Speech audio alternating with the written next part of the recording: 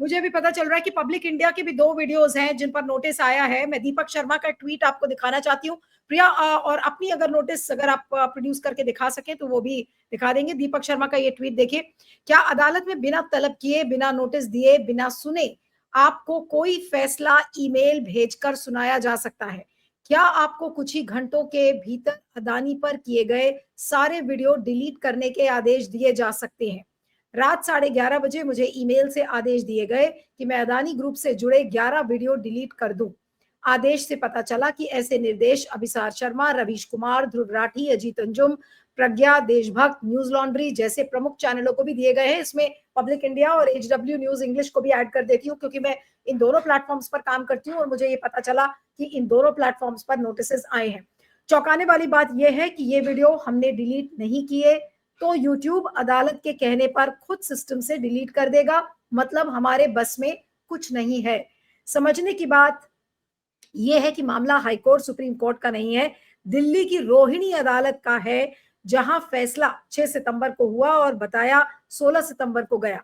यानी अदालत को जवाब देने की तारीख 9 सितंबर गुजर जाने के बाद। और कुछ इमेज इससे अटैच थे दीपक शर्मा के इस ट्वीट में, उस इमेज को दिखा दीजिए। उसमें सारे ये नाम हैं जितने भी हैं, इसमें ये देख लीजिए। Newslaundry, Abhisar Sharma, Dhruv Rathee, Ravish Kumar official, Deshbhakt, Deepak Sharma, Pragya ka Panna, Ajit Anjum, new Delhi post, HW news English, Paranjoy online. ये कुछ एग्जांपल्स हैं, लेकिन ये लिस्ट लंबी है क्योंकि 138 वीडियोस हैं। और ये देखिए, ये सबको ये इस तरीके का नोटिस आया है यूट्यूब की तरफ से। ये पब्लिक इंडिया को भी आया है, HW न्यूज इंग्लिश को भी आया है, सबको आया है। मैं सिद्धार्थ अब आपके पास आऊंगी कि सिद्धार्थ, ये बड़ी अजीब सी स्थिति नहीं हो गई है, क्योंकि यूट्यूब पर लाखों लोग अदानी के खिलाफ सुनते थे, अदानी के खिलाफ बोलते थे, अदानी किस तरीके से उन्होंने कब्जा किया हुआ है उस पर ये सारी चर्चाएं होती थी। लेकिन अब अचानक से एक जॉन डो ऑर्डर के जरिए इस तरीके का कहर बरपाया जा रहा है पत्रकारों पर, इस तरीके का कहर फ्रीडम ऑफ एक्सप्रेशन या फ्रीडम ऑफ प्रेस पर बरपाया जा रहा है। जी जी, सबसे पहले तो मैं उस पीढ़ी से आता हूं जो कि टेक्नोलॉजिकल इनोवेशन जो होते हैं, मतलब तकनीक का जो आविष्कार होता है उसको मैं नजदीक से देखता हूं। तो इसमें एक मार्टेक लॉ करके आता है। मार्टेक लॉ कहता है कि टेक्नोलॉजी का इनोवेशन हमेशा इस गति से चलता है कि उस गति से कानून उसको पकड़ नहीं पाता, वो कानून से हमेशा ऊपर चलता है। तो इस तरह के ये बैन ऑर्डर वगैरह जो है, इस पर तो मैं चर्चा करूंगा, टेक डाउन ऑर्डर। लेकिन ध्यान में रखिएगा, अभी एक हफ्ता पहले, 10 दिन पहले नेपाल में बहुत बड़ा बैन ऑर्डर निकाला था, लेकिन वहां पर इंटरनेट चल गया और लोग सड़क पे आ गए। तो सड़क पे आने के लिए, क्योंकि टेक्नोलॉजी ऐसी चीज होती है जो कि कानून से आगे चलती रहती है, कानून की गति से आगे चल रही होती है, तो इसीलिए ये तो एक टेक डाउन ऑर्डर है। लेकिन इसका असर कितना पड़ेगा ये मुझे नहीं पता, क्योंकि मुझे लगता है कि टेक्नोलॉजी इससे आगे जा चुकी है, ये सब बहुत पीछे चल रही है। लेकिन खैर, ये एक विषय तो है, चर्चा का विषय और समस्या तो है। सबसे पहले तो ये विषय ये है कि ये कह रहे हैं, ये विषय कि मानहानि का मुकदमा है। तो सबसे पहले मानहानि तब होती है जब आप किसी का मान होता है उसकी आप हानि करते हो। अगर राजा निर्वस्त्र चल रहा है तो उस राजा को नंगा कहना मानहानि नहीं होती है, वो सच कहना होता है। तो सबसे पहले भारत में जो कानून है उसमें मानहानि तब नहीं होती अगर आपने कोई स्थापित तथ्य कही है, उसको आपने दोहराया, तो वो मानहानि नहीं होती, क्योंकि स्थापित तथ्य आपने केवल बताया ऐसा चीज है। तो सबसे, लेकिन होता यह है कि ये जो स्थापित तथ्य है और ये मानहानि नहीं होती, ये अभिव्यक्ति की स्वतंत्रता होती है। स्थापित सत्य को बताना अभिव्यक्ति की स्वतंत्रता है। ये स्वतंत्रता तो हमको भारत के संविधान ने दी है अभिव्यक्ति की स्वतंत्रता के तहत। लेकिन दिक्कत यह होती है कि कई बार सरकारें कुछ कानून ऐसा बना देती हैं जो कि उस अभिव्यक्ति की स्वतंत्रता के ऊपर एक अंकुश डालने का प्रयास करती हैं। एक साधारण सा नियम होता है कि संविधान जो होता है वो नागरिकों के अधिकतम अधिकार का दस्तावेज होता है, लेकिन क्योंकि अधिकतम अधिकार लेके नागरिक मनमानी करने लगे, सरकार की ताकत कम हो जाती है, तो सरकारें क्या करती हैं, ऐसा कानून बनाती हैं जिसमें कि सरकारों की ताकत अधिक अधिक दिखने लगे। संविधान के दस्तावेज के बदले कानून बना देती है जो कि सरकार का दस्तावेज होता है। और अधिकतर कोर्ट में जब आप केसेस देखते हैं, बड़े बड़े केसेस, उसमें यही दिखता है कि कानून बनाम संविधान का टकराव होता है। इलेक्ट्रल बॉन्ड उसका सबसे बड़ा क्या कहते हैं उदाहरण है। सरकार कह रही थी कि एक कानून है जिसके अंतर्गत हम पैसा ले सकते हैं बिना नाम के, लेकिन क्या कहते हैं, याचिकाकर्ताओं ने कहा कि नहीं, संविधान के अंतर्गत आप ये नहीं कर सकते, और कोर्ट ने अंत में कहा कि नहीं नहीं, ये इलीगल है, अनकॉन्स्टिट्यूशनल है, मतलब आप इस तरह का गलत कानून नहीं बना सकते।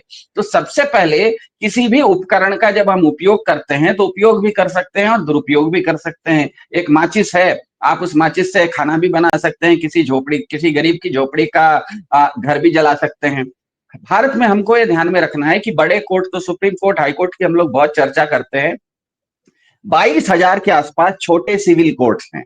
ये सिविल कोर्ट होते हैं, क्रिमिनल कोर्ट नहीं होते, जिसमें कि दो लोगों का आपसी कोई विवाद हो गया, घर का मामला हो गया, संपत्ति का विवाद हो गया, जिसमें क्रिमिनल कुछ नहीं होता, अपराध नहीं होता है, विवाद होता है। अब विवाद को लेके आप किसी जज के पास जाना है तो 22,000 छोटे छोटे सिविल कोर्ट भारत में है। और ये सिविल कोर्ट में जज बनने के लिए किसी को बहुत बड़ा कुछ करना नहीं पड़ता। आपको 35 साल से उम्र आपकी कम है, मतलब 23 साल की है, आपने एक कानून की डिग्री ले ली और कोई एक परीक्षा पास कर ली तो आप जज बन जाते हैं और आपके सामने इस तरह के केसेस आते हैं।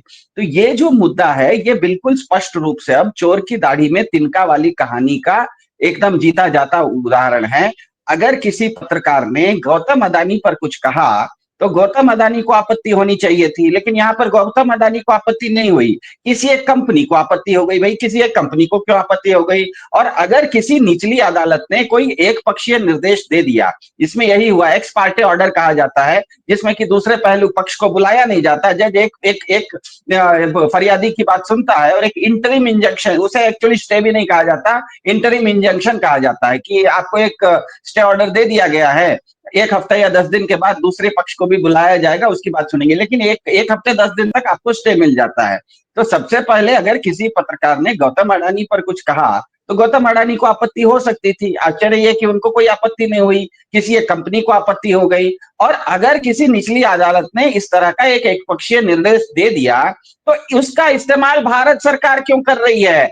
वो सोशल मीडिया पर, यूट्यूब पर जाके उनको ये क्यों बता रही है कि इन सब चीजों को मतलब टेक डाउन कीजिए? इसका मतलब ही ये स्पष्ट है कि ये हुआ कि भारत सरकार अडानी को बचाने की कोशिश कर रही है। क्यों बचा रही है भैया? भारत सरकार का काम पहलगाम में सैलानियों की सुरक्षा देना था या अडानी की कंपनी को सुरक्षा देना था? भारत सरकार किस लिए है? उसको तो पहलगाम में जो सैलानी थे उनको सुरक्षा देनी थी, यहाँ पर तो आप अडानी की सुरक्षा दे रहे हैं। और ये जो यूट्यूब पर वीडियोस चल रहे हैं, ये क्या चल रहे हैं? हाँ, किसी ने थोड़े भारत में कुछ किया। अमेरिका में एक कोर्ट ने वहां पर एक आरोप पत्र दायर किया कि अडानी ने अमेरिका में आए, अडानी अमेरिका में आए, उन्होंने एक अमेरिका में कंपनी बनाई और अमेरिका के लोगों का 2,000 करोड़ रुपया ले लिया और ये कह के लिया कि हम भारत में इस पर घूस देंगे। अब अमेरिका के कानून का मानना यह है कि आप अमेरिका में अमेरिकी के लोगों से पैसा लेके व्यापार तो कर सकते हैं, लेकिन अमेरिका के लोगों का पैसा लेके किसी दूसरे देश में घूस नहीं दे सकते। ये गैर कानूनी है। घूस देने के लिए आप कंपनी नहीं खोल सकते हैं, आपको कंपनी खोलना है काम करने के लिए। तो अडानी के खिलाफ वहां पर एक कोर्ट में मुकदमा चल गया है। अब अगर अमेरिका की कोर्ट में मुकदमा चला है तो आपको मानहानि का दावा ठोकना है तो ट्रंप के ऊपर जाके ठोको ना।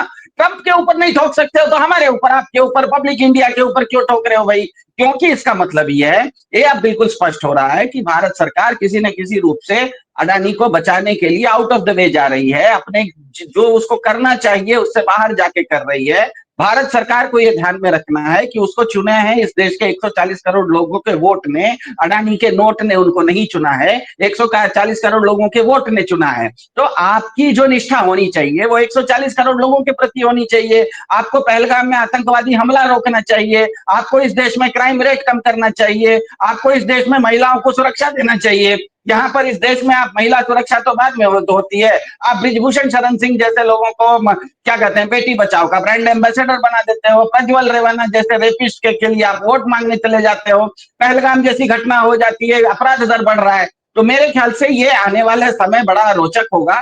लेकिन यहाँ पर जो जिस तरह से अनिल सर ने कहा और अरुण सर ने कहा कि इसमें ऑर्गेनाइज होना पड़ेगा, मेरे ख्याल से ये ऑर्गेनिकली अब ऑर्गेनाइज हो जाएंगे, क्योंकि एक साथ आप इतने सारे मीडिया हाउसेस को नोटिस देंगे तो सब लोग मिलके कहीं ना कहीं जाकर कोर्ट में चले जाएंगे। तो ये जो अभी तक डिसऑर्गेनाइज्ड थे, ये लोग अच्छा काम कर रहे थे, चाहे वो रवीश कुमार हो, चाहे ध्रुव राठी हो, चाहे विशाल शर्मा हो, बहुत सारे लोग थे जो कि अपने अपने तरीके से अच्छा काम कर रहे थे, अजीत अंजुम जैसे लोग। लेकिन अब सरकार ने उनको एक साथ नोटिस नोटिस देके सबको एक करने का काम कर दिया। ये नेपाल जैसी स्थिति हो गई कि नेपाल में लोग अपने अपने घर में देख के आराम से रील देख के टाइम पास कर रहे थे, आपको कोई समस्या नहीं थी। आपने जबरदस्ती फेसबुक और सब कुछ बैन कर दिया, सारे लोग एक साथ आ गए किसी दूसरे प्लेटफॉर्म पर, डिस्कॉर्ड नाम के प्लेटफॉर्म पर आ गए और एक नया राष्ट्रपति, एक नया प्रधानमंत्री चुन दिया। तो ये इसी को कहते हैं उड़ता तीर नहीं लेना चाहिए। मेरे ख्याल से क्या कहते हैं, भाजपा सरकार ने एक उड़ता तीर ले लिया है इस मामले में।